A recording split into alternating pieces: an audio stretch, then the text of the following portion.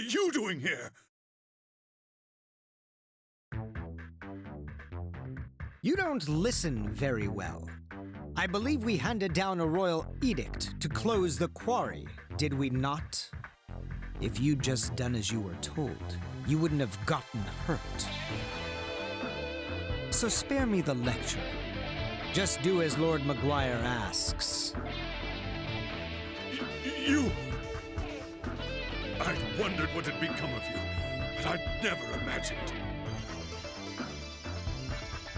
You aren't really working for Count Memoire, are you? Oh, but I am. I'm a devoted knight in service of the great Lord Memoire. Therefore, I'll thank you to keep a respectful tone when you address me.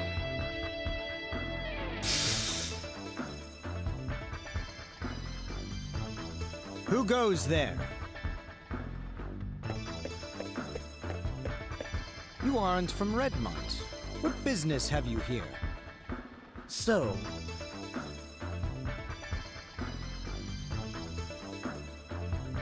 a friend of Dogi's?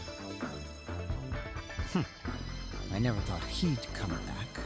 And certainly not now. No matter. Lord Memoire's orders were explicit regarding the closure of the quarry. If you've come to lead this old man out of here, then I suggest you do so immediately.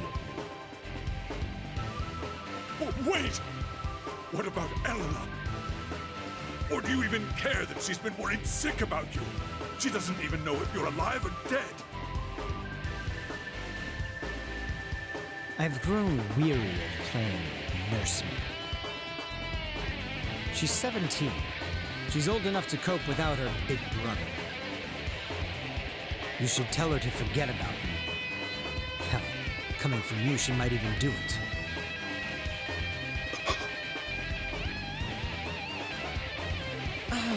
But where are my manners? It would seem I've forgotten to introduce myself. I am Chester Stoddart, a high-ranking knight in service of Felghana's lord, His Grace, Count Memoire. Adal, was it? As an adventurer, I know you may be tempted, but I'd advise you not to get involved in our politics. That is, of course, unless you are eager to die.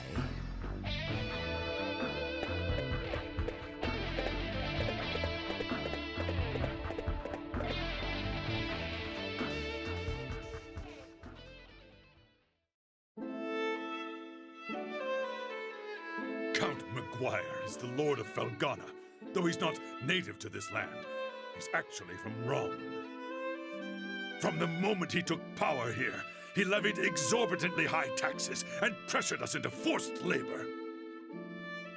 Then, a few days ago, he ordered us to shut down Tigre Quarry, the town's primary source of income.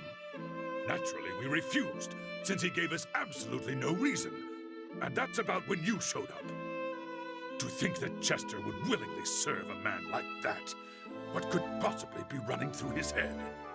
He left his little sister behind too, and she hasn't heard a word from him in months. Honestly, I have a hard time believing it. Even now, knowing what I know, I keep thinking it can't be true. And what am I supposed to do? Just tell Eleanor to try and forget about him? I couldn't possibly agree to that. I'd never be so callous.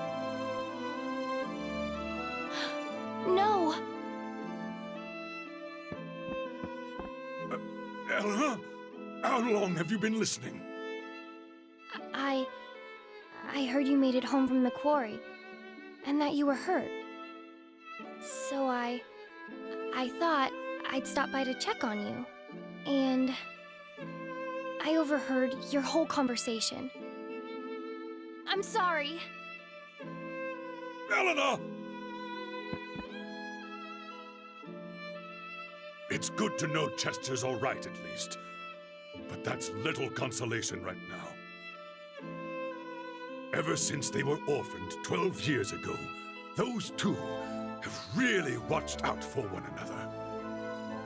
Up until about 3 years ago, they lived at my house, and I'd always put Chester in charge whenever I was away. I figured it would teach him to be a responsible young man. Though, honestly, I never did get the hang of raising him. Adol, could I persuade you to look in on Elena for me? Right now, I think she might find it easier to open up to an impartial third party.